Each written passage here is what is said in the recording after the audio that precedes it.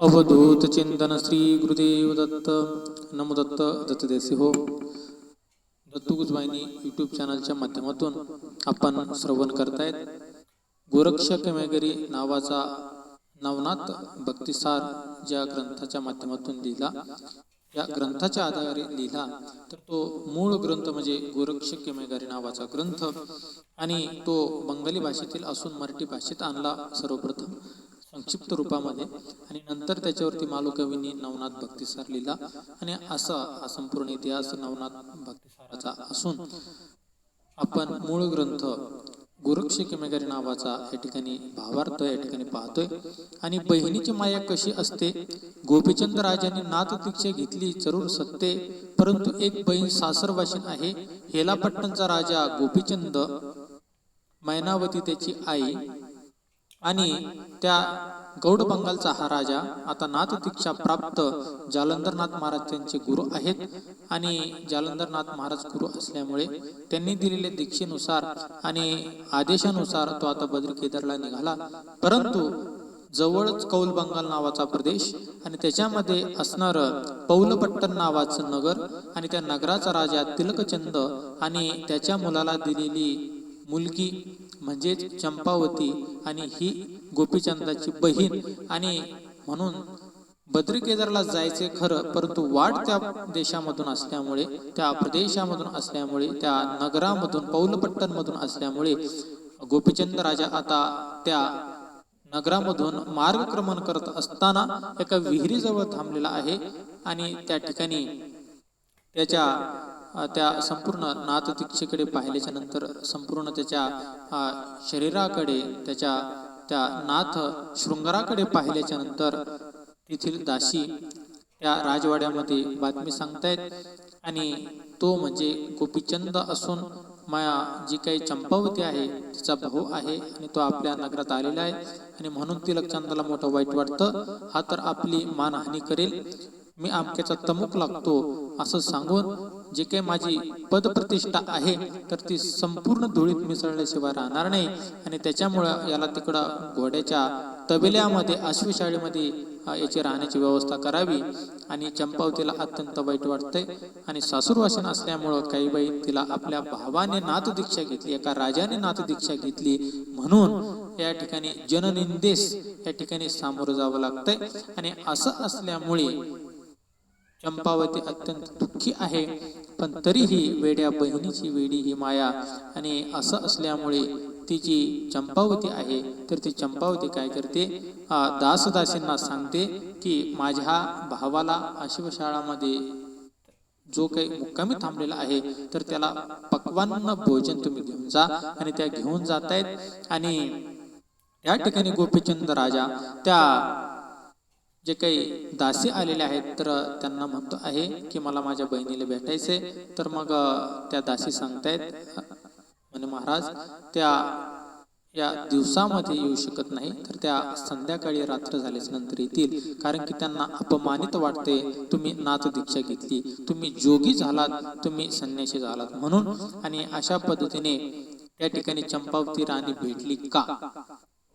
चंपावती एक बहीण होती गोपीचंदाची, तर ती चंपावती बहीण आणि गोपीचंद राजा भाऊ या बहीण भावांची भेट त्या ठिकाणी झाली का, हा प्रश्न मागील कथा भागामध्ये मी विचारला होता. आणि त्या पुढचा कथा भाग आपण आता श्रवण करणार आहोत. अवधूत चिंतन श्री गुरुदेव दत्त.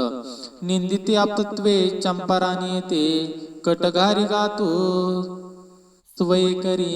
आणि मग काय झालेले, त्या चंपावती राणीने, चंपावती बहिणीने त्या गोपीचंद राजाच्या त्या ठिकाणी इकडे पाची पक्वान्नाचं भोजन पाठवलंय खरं, परंतु घरामध्ये तिला एवढं निंदेला सामोरं जावं लागलं आपल्या भावाच्या, तिला सहन व्हायला गेलं, सहन व्हायना. एवढं तिची सासू बोलते, इकडून नणंद बोलते, काय तुझा भाऊ, काय त्याला सुचलं, राजाच्या घरामध्ये जन्माला आला आणि काय त्याने म्हणे नाथ दीक्षा घेतली, संसारच काय सोडलाय, एवढं राजवैभवच काय सोडले, काय त्याला हे पटतं का तरी, तोंडाला काळं फासलं आणि अशी सोयर संबंध आमचा कसा जोडला तुझ्या भावासोबत आणि कशी त्या ह्याला पट्टनची पोरगी आमच्या घरामध्ये आणली आणि काय हे अशा प्रकारचं कृत्य, अगदी राजघराण्याला लाजवणारं, राजघराण्याला अपमानित करणारं अशा प्रकारचं हे कृत्य, आणि काय तुला हे पटतंय, तू तुझ्या भावाला समजून सांगू शकत नव्हती काय? आणि अशा पद्धतीने नाना तऱ्हेचे बोलणे, जी काही चंपावती आहे तर त्या चंपावतीला तिच्या सासूबाईचा असेल, तिचा सासरा तिलकचंदाचा असेल, तिचा पतिदेव असेल, तिच्या नंदा असतील आणि उरलं सुरलं जावा सुद्धा अगदी तोंडसू करून घेत होत्या. आणि म्हणून दत्तदेसी हो त्या ठिकाणी चंपावतीला ते रावलं नाही. आणि इकडे जालंधरास इकडे गोपीचंदासाठी तिने भोजन पाठवले. माझा भाऊ आलाय, तू उपवासी राहायला नको माझ्या नगरामध्ये. बहिणीची माया फार वेगळी असते. आणि इकडे मात्र जननिंदा सहन झाली नाही आणि म्हणून कटघारी घातू सोय करी, कट्यार घेतलेली हातामध्ये, फार मोठा असा चाकू घेतलेला हातामध्ये, आणि स्वतःच्या महलामध्ये गेलेली ती चंपावती आणि स्वतःच्या पोटामध्ये ते कट्यार जे आहे, तो चाकू जो आहे तर तो आपल्या पोटामध्ये तिने खुपसून घेतलेला आहे. आत्महत्या केलेली आहे चंपावतीने. जननिंदा सहन होत नाही, लोकांनी केलेला अपमान सहन होत नाही आणि म्हणून त्या ठिकाणी तिने आत्महत्या केलेली आहे त्या जननिंदेला त्रासल्यामुळं. आणि मग इकडे जे काही गोपीचंद आहे, गोपीचंद मस्त जेवण वगैरे करतोय. आता बहिणीने स्वयंपाक बनवलेला आणतोय भावासाठी. त्यावेळेस भाऊ आपल्या नगरामध्ये येतो, आपल्या घरी येतो, त्यावेळेस बहिणींची फार तगमग असते. माझ्या भावाला जगातील उत्कृष्ट अशा प्रकारचा एकमेव स्वयंपाक मीच तयार करून घालावा, इतकी तगमग त्या बहिणीची असते. जगामध्ये असा स्वयंपाक कुठं कोणाला खायला भेटणार नाही, तो माझ्या भावाला माझ्या हस्ते मी करून खाऊ घालावा, अशा प्रकारची इच्छा प्रत्येक बहिणीच्या मनामध्ये असते. अगदी गोपीचंदाचं असं झालं. परंतु मला सुद्धा माझ्या बहिणीच्या ठिकाणी आठवण येते. माझी बहीण शेवगाव पोदेगाव अहमदनगर जिल्हा या ठिकाणी आहे. आणि सर्वप्रथम दत्तभक्ती जी माझी सुरुवात झाली, तर माझ्या बहिणीच्या मी ज्यावेळेस घरी गेलो त्यावेळेस दत्त जयंतीचा उत्सव त्यांनी पहिल्यांदाच चालू केला होता. त्यांच्या शेतामध्ये औदुंबराचा वृक्ष होता आणि म्हटले आता आपल्याला दत्त जयंती या वर्षापासून चालू करायची. दत्त महाराज साक्षात अचानक आमच्या शेतामध्ये उगले गेले, औदुंबर रूपाने प्रगटले गेले. आणि म्हणून त्यावेळेस मी राष्ट्रसंत तुकडोजी महाराजांची 1 तारीख खंजिरीची भजनं गायचो. आणि त्यावेळेस मला त्यांनी आमंत्रित केलं आणि मग आम्ही मस्तपैकी तिथं दत्त जयंतीचा उत्सव साजरा केला. रात्री जेवण खावण डाळबट्ट्याचा मस्त असा बेत केला होता. माझ्या बहिणीची तर सांगतोय मी. आणि त्या ठिकाणी सर्वप्रथम दत्त जयंती करण्याचा योग माझ्या जीवनात मला पहिल्यांदा आला. आणि नंतर दत्तभक्तीमध्ये मी रमत गेलो. आणि आज दत्तगोजवाहिनीवरून एवढं महान असं कार्य दत्तप्रभूंच्या कृपेनं माझ्याकडून चालू झालं. माझ्या बहिणीची मला ह्या कथेच्या अनुषंगाने किंवा कथेमुळे या ठिकाणी आठवण येते की त्या दिवशी काय झालं. माझी आई बहिणीकडे गेली आणि तिला एक असा भगवा जो रुमाल आहे, तर घरामध्ये नवीनच असा रुमाल तिच्याकडे होता आणि तिने जपून ठेवला होता माझ्यासाठी, माझ्या बहिणीने. आणि ती म्हटली, आई म्हणे तू आता जाणार आहेस दादाकडं पुण्याला, तर त्यावेळेस हा भगवा रुमाल त्याला देऊन टाका, कारण की तो दत्त महाराजांचं कार्य करतो. दत्त महाराज आणि भगवा रंग याचा फार जवळचा संबंध आजकाल बऱ्याच जणांच्या मनामध्ये आहे. आणि बऱ्याच जणांना असं वाटतं की भगवा रंग हा दत्त महाराजांचा प्रिय रंग आहे, कारण की संन्यासी वृत्तीचे श्री गुरु नृसिंह सरस्वती स्वामी महाराज यांनी जास्तीत जास्त प्रचार दत्त संप्रदायाचा केल्यामुळे, त्यांच्या चरित्राचा जास्तीत जास्त प्रभाव समाजामध्ये असल्यामुळे भगवा रंग आणि दत्त भक्ती याचा फार जवळचा संबंध असं बऱ्याच जणांच्या मनामध्ये एक घर केलेलं आहे किंवा एक भावना प्रबळ झालेली आहे. आणि म्हणून माझ्या बहिणीला वाटलं की आपला दादा जर दत्तप्रभूंचं कार्य करत असेल तर हा भगवा रुमाल माझ्या घरात ठेवण्यापेक्षा मी माझ्या भावाला देऊन टाकते. आणि मी आजपर्यंत दत्तदेशी हो भगवं हे वापरले नाही, कारण भगवं हे फक्त संन्याशाने वापरावं असं शास्त्राधार आहे. आणि त्याच्यामुळं मी आजपर्यंत पांढरं शुभ्र सर्व काही वस्त्र वगैरे वापरलेलं आहे.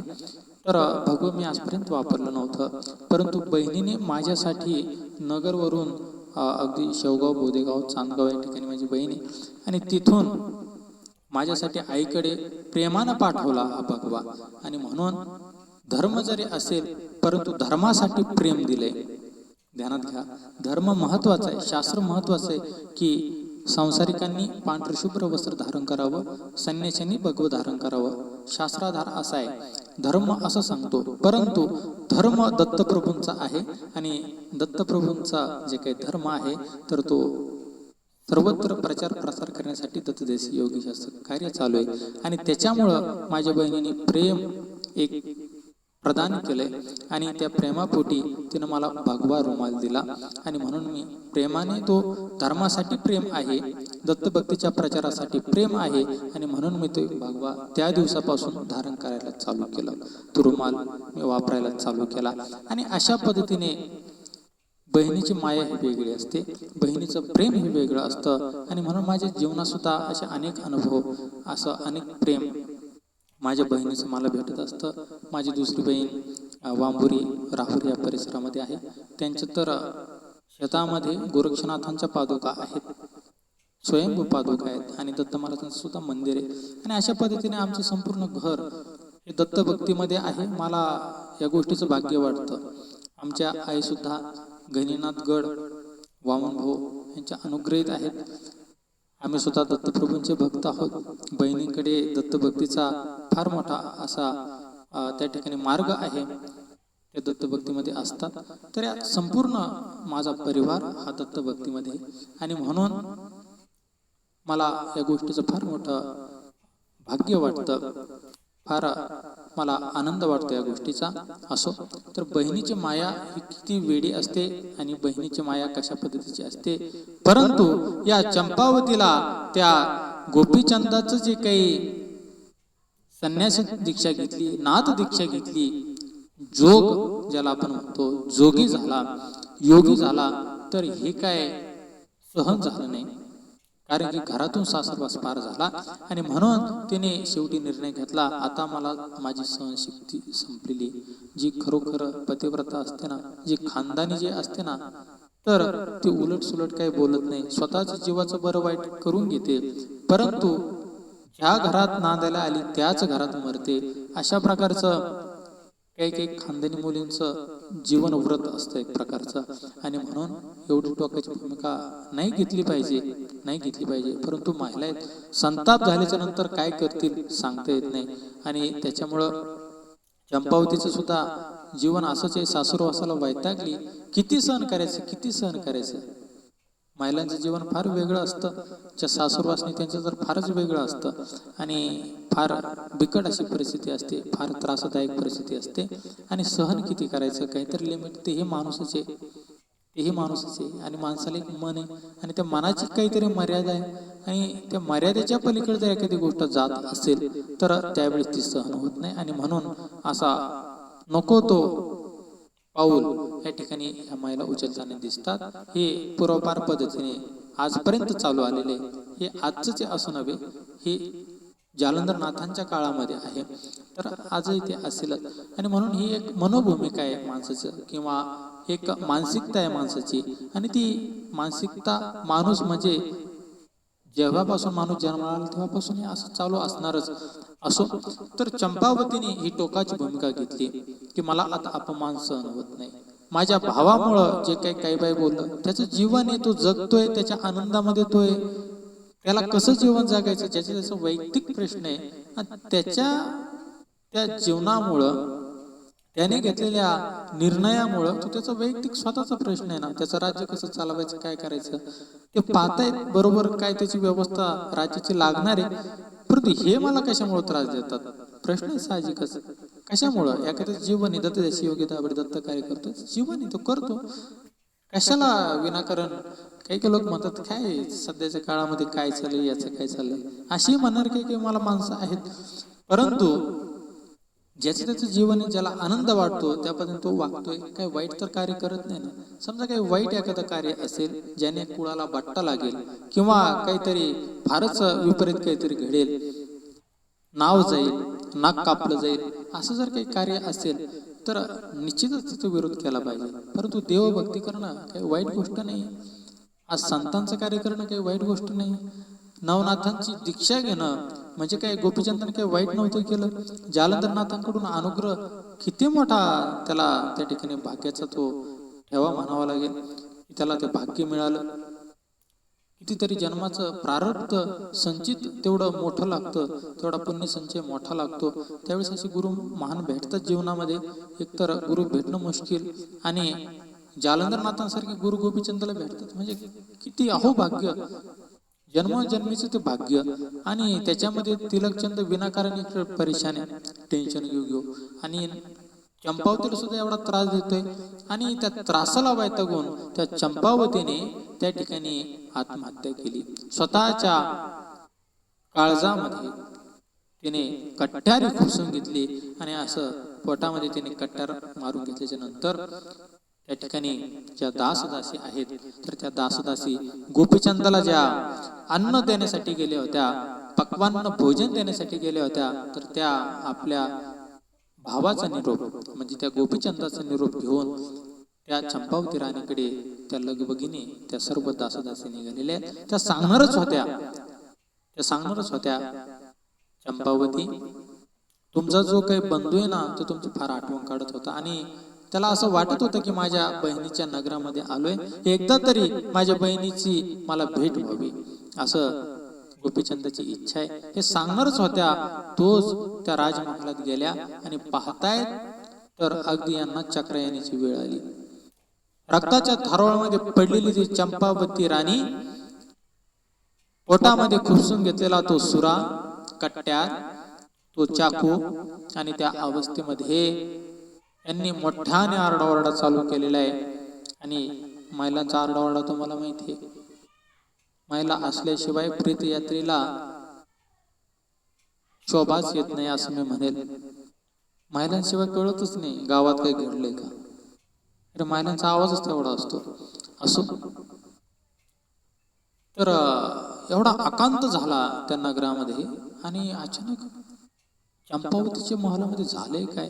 तिलकचंद राजा असेल, त्याची बायको असेल, त्याचा मुलगा असेल, त्याच्या मुली असतील तिलकचंदाच्या, सर्वजण त्या ठिकाणी जमा झाले काय, कशामुळे वारडायला लागल्या. आणि पाहताय तर ती चंपावतीची अवस्था, चंपावती गतप्राण झालेली, रक्ताच्या थारोळ्यामध्ये पोटामध्ये खुपसून घेतलेला तो सुरा, ती कट्यार आणि त्या अवस्थेमध्ये ती चंपावतीने आत्महत्या केलेली. आणि पहिल्यांदा जर पाहिलं ना, माणसांचा बीपी हाय होतो, काही काही माणसं वेडी होतात, दुःख आवरत नाही, दुःख सहन होत नाही, ते दृश्य सहन होत नाही. आणि अशा पद्धतीने पाहिल्याच्या नंतर सगळ्यांना एकदम वाईट वाटलेले. आणि वाईट वाटल्याच्या नंतर आता चंपावतीची त्या ठिकाणी प्रेतयात्रा निघालेली. सगळ्या पौलपट्टण नावाच्या त्या नगरामध्ये मोठमोठ्याने रडापड चालू झालेली. आणि ती रडापड इकडं गोपीचंद ज्या अश्वशाळेमध्ये घोड्याच्या त्या तबेल्यामध्ये आत्ताच त्याने जेवण केलं होतं आणि अचानक त्याला तिकडे नगरामध्ये काही मिनिटानंतर, काही अर्ध्या तास 15 मिनिटाच्या अवधीमध्ये त्याला अचानक अशा प्रकारचे रडापड चालू झालेली. त्याला वाटलं नेमकं घडलंय काय. आता तर सगळं सुस्थितीमध्ये होतं, सर्व काही व्यवस्थित होतं, वातावरण प्रसन्न होतं, नगरामध्ये शांतता होती. आणि अचानक हा बोबाटा झाला कसा, अचानक हा गोंधळ माजला कसा का, अचानक या नगरामध्ये आकांत पेटला कसा. आणि म्हणून त्याने त्या तबेल्याचे, घोड्यांचे जे काही रक्षक होते तिथं काम करणार त्यांना विचारलं, खाओ म्हणे, आतापर्यंत जर आपल्या पौलपट्टण मध्ये लय शांतता होती, आताच मी जेवण केलं इथं घोड्यांच्या तबेल्यामध्ये, या घोड्याच्या शाळेमध्ये, आणि अचानक हे काय बोबाटा झालाय म्हणे, काय लयच मोठमोठ्याने रडापड चालू झाली पौलपट्टण मध्ये, नेमकं काय भानगड झाली बा. आणि मग ते घोड्याचे जे काही रक्षक होते त्या ठिकाणी रखवालदार जे होते शिपाई जे होते तर ते सांगायला लागले, अहो ते नाही का म्हणे चंपावती राणी, त्या चंपावतीच्या राणीचा भाऊ आहे म्हणे गोपीचंद राजा, आपल्या शेजारचाच देश आहे म्हणे, गौड बंगालचा तो राजा होता, लय मोठं राजवैभव होतं त्याचं, गोपीचंद राजा त्याचं नाव होतं आणि फार मोठा राजा होता तो हेळापट्टणचा. काय म्हणे ते काय त्यांचे ते कानफडे साधू आले म्हणे, ते नाथ कोणते तरी, आणि त्यांनी त्यांना दीक्षा दिली बो म्हणे, आणि ते नाथ जोगी झाले, त्यांनी घर प्रपंच साखर सोडून दिला आणि ते निघाले म्हणे कुठंतरी तपश्चर्येसाठी. आणि त्याच्यामुळे या चंपावतीला एवढा असा सुरुवात झाला म्हणे, काय राजघराण्यामध्ये जन्माला आणि काय याच्या भावाने केलं, आणि लई त्याला सासरवाद चालला होता म्हणे. त्यांनी नाथ दीक्षा घेतल्यापासून जवळपास महिना होत आला आणि या सगळ्या गोष्टी अशा चालू असल्यामुळं ती फार वैतागली आणि तिने आत्महत्या केली. स्वतःच्या पोटामध्ये तिने सुरा खुपसून घेतला आणि तिचा देहांत झाला हो. आणि म्हणून या नगरामध्ये, या नगराची एक सून, या तिलकचंद राजाची सून, या ठिकाणी महान पतिव्रता, सगळ्यांचं मन धरून वागणारी, अशी असणारी, मोकळ्या मनाची, विशाल मनाची, मोठ्या अंतकरणाची असणारी ती तिलकचंदाची सून या ठिकाणी आत्महत्या करून मेलेली. आणि त्याच्यामुळं हे सगळं काही आखण झाला. या भाऊ जर तिचा या ठिकाणी नाथ दीक्षा प्राप्त जर नसता झाला, नाथ दीक्षा त्याने जर घेतली नसते तर एवढं झालंच नसतं हो. आणि मग ऐकणारा गोपीचंद होता, चंपावतीचा भाऊ होता, वेषांतर झालं होतं म्हणून त्या घोड्याच्या शाळेमधील रक्षकांना सुद्धा माहित नव्हतं, अरे हा तर गोपीचंदाचा भाऊ आहे. आणि त्यालाच आपण ते चंपावतीचं सगळं सांगायला लागलो, पुन्हा गोपीचंदाचं सगळं महिमान सांगायला लागलो, त्याने काय केलं म्हणून. आणि गोपीचंदाने त्यांना ओळख दिलीच नाही. आणि त्या ठिकाणी त्याला एवढं दुःख झालं, एवढं दुःख झालं.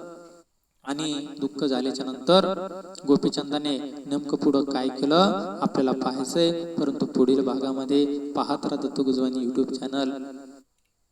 दत्तदेसी योगेश दाभडे, लाईक करा, सबस्क्राईब करा, शेअर करा.